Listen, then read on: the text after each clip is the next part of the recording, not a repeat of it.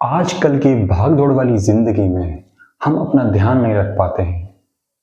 इस वजह से हमारे शरीर में बहुत ज़्यादा कमियाँ होने लगती है, बहुत सारे पोषक तत्वों की कमी होने लगती है। उनमें से हम एक एक बहुत ज़रूरी पोषक तत्व की बात करना चाह रहे हैं दोस्तों, वो है विटामिन बी12। विटामिन बी12 के ना होने की वजह से हमारे शरीर में बहुत तरह की समस्याएँ होती हैं। तो चलिए आज की इस वीडियो में ये जानने की कोशिश करते हैं कि कौन-कौन सी समस्या इसके वजह से हमारे शरीर में होती है। तो दोस्तों शुरू करते हैं। मैं आपका होस्ट प्रिंस वर्मा आपका बहुत-बहुत स्वागत करता हूँ मेरे इस वीडियो में। दोस्तों विटामिन बी12 के बारे में थोड़ा सा हम जान लेते हैं।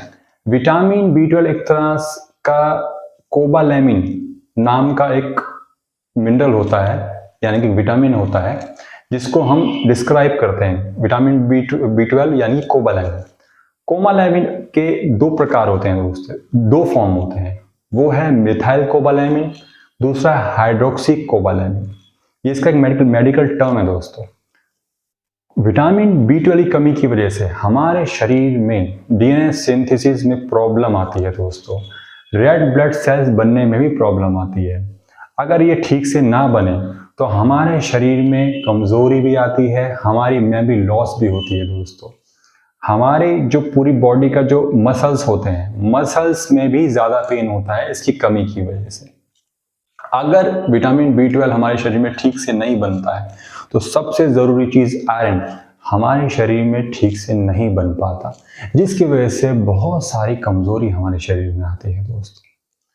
तो दोस्तों इसको समझने के लिए हम इसको गहराई समझने के लिए हम ऐसे समझते हैं कि विटामिन बी12 यानी कि जब हम खाना खाते हैं, खाना जब हम पहला निवाला खाते हैं, जो हमारे मुंह में सलाइवा बनता है, उस सलाइवा की वजह से विटामिन बी12 को तोड़ने में बहुत ज़्यादा मदद मिलती है। यानी अगर आप जल्दबाजी में खाना खाएंगे तो विटामिन बी12 ठीक से नहीं बनेगा, क्योंकि इसका प्रोसेस हमारे मुंह से ही शुरू हो जाता है। जब सलाइवा हमारे मुंह से जाता है खाने के निवाले के साथ, जो हमारे पेट में हाइड्रोक्लोरिक एसिड पहले से मौजूद है और गैस्ट्रिक जूस के मिलने के साथ जब फूड टूटता है, जो हम खाना खाते हैं उसकी जो सेपरेशन प्रोसेस होती है, उस दौरान विटामिन बी12 हमारी बॉडी में बहुत हद तक हमें मिल जाता है। मगर अगर ये डाइजेशन प्रोसेस हमारी बॉडी में ठीक से ना हो तो विटामिन बी12 हमारी बॉडी में नहीं बनेगा। एक ज़रूरी चीज़ दोस्तों, ये देखा गया है रिसर्च में कि जो पेशेंट या जो लोग लंबे टाइम तक एंटासिड का यूज़ करते हैं, उनकी बॉडी में विटामिन बी12 बहुत ही कम देखा गया है। बहुत ही कम या तो ना के बराबर, क्योंकि एंटासिड खाने से जो हमारा बाइल होता है, जो हमारा पित्त होता है, उसको वो सप्रेस कर देता है। यानी कि हमारा जो गैस्ट्रिक जूस होते हैं, जो हमारे खाने को तोड़ते हैं, जो डाइजेशन करते हैं, वो ही कम हो जाते हैं। तो आप खुद सोचिए दोस्तों, अगर वो चीज़ ही कम हो जाएगी तो हमारा विटामिन बी12 कैसे बनेगा? तो ये बहुत ज़रूरी चीज़ है।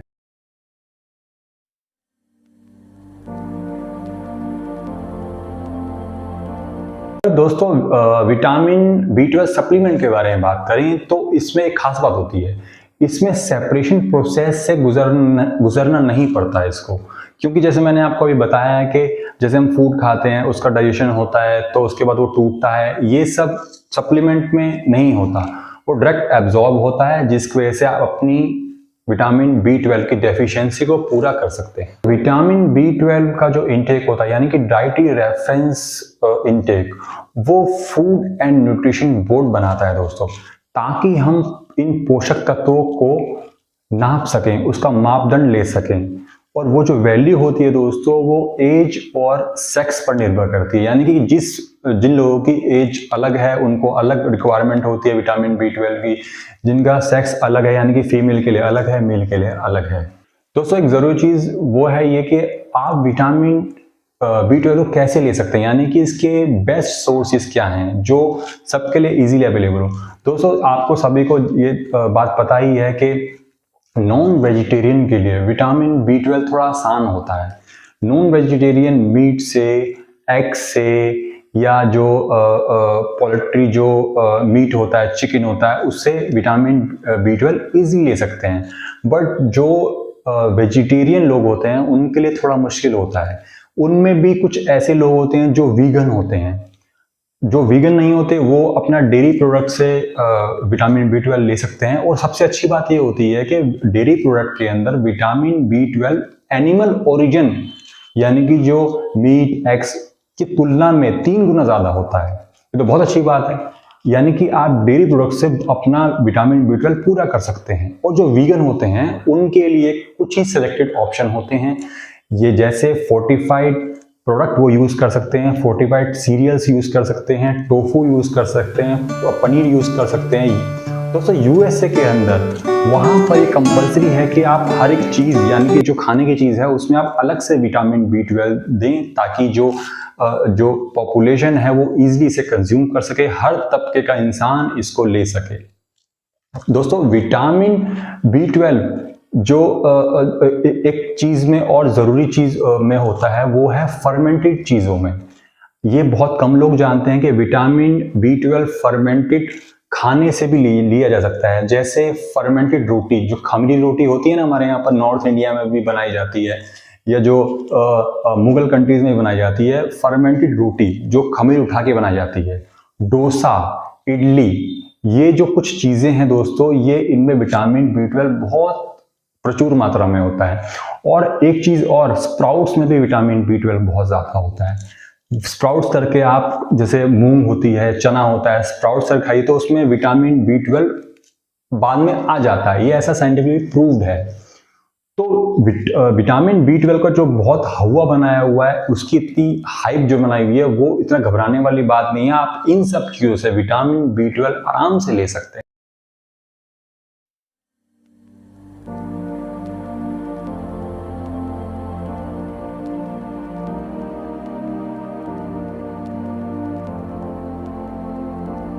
के बाद भी दोस्तों, अगर ये सब चीज़ें होने के बाद भी अगर विटामिन B12 कंज्यूम करने में आपको समस्या या प्रॉब्लम आती है, तो लास्ट ऑप्शन आपके पास सप्लीमेंट के तौर पे बचता है, यानी जो मेडिसिन प्रिस्क्राइब करते हैं डॉक्टर, उसके थ्रू आप विटामिन B12 ईजिली ले सकते हैं। वो तो कोई प्रॉब्लम ही नहीं है। एक चीज़ और है दोस्तों, बहुत इंटरेस्टिंग चीज़ है, विटामिन B12 नेजल स्प्रे के थ्रू भी लिया जा सकता है। ऐसा स्टडीज में पाया गया है कि विटामिन B12 जो डॉक्टर रेकमेंड करते हैं, यानी कि जो मसल्स में इंजेक्शन के थ्रू इंजेक्ट करके लगाया जाता है, उतना ही इफेक्टिव होता है नेजल स्प्रे के थ्रू देना। तो ये बहुत इंटरेस्टिंग बात दोस्तों, फिर तो बहुत इजी हो गया विटामिन B12 को कंज्यूम करना। दोस्तों विटामिन B12 की जो रेकमेंडेड डोज रेकमेंड की हुई है FDA USA ने, वो 5 से 25 mcg तक ही है। यानी कि हर एक एज ग्रुप के जो लोग हैं वो 5 से 25 mcg तक ही आते हैं। हर एक जो डिपेंड करता है क्या एज है। जैसे नॉर्मल ये देखा गया है कि 2.4 माइक्रोग्राम ये रिकमेंडेड डोज होती है 4 साल से अधिक के लिए। और दोस्तों जो 4 साल के नीचे के लिए है उनके थोड़ी कम डोज होती है, यानी कि उसकी आधी होती है। और दोस्तों फीमेल के लिए, मेल के लिए भी अलग होती है। एक और इंटरेस्टिंग बात दोस्तों, कि जब हम सप्लीमेंट के थ्रू यानी कि पिल के थ्रू हम विटामिन B12 लेते हैं, तो आप ये ना समझिए कि जैसे 500 आप mg लेते हैं तो आपको पूरा ही विटामिन B12 मिलेगा। ये रिसर्च में देखा गया है कि जैसे एग्जाम्पल समझते हैं, 500 mg आप पिल लेते हैं तो उसका लगभग 2% ही आप कंज्यूम कर सकते हैं। इसका कोई एविडेंस नहीं है कि आप जितना करेंगे पूरा ही आपकी बॉडी में कंज्यूम होगा, तो ऐसा कोई गारंटी नहीं है दोस्तों। और मैंने आपको अभी बताया था कि रेकमेंडेड जो डोज है वो फीमेल के लिए है 3.78 और मेल के लिए 5.95।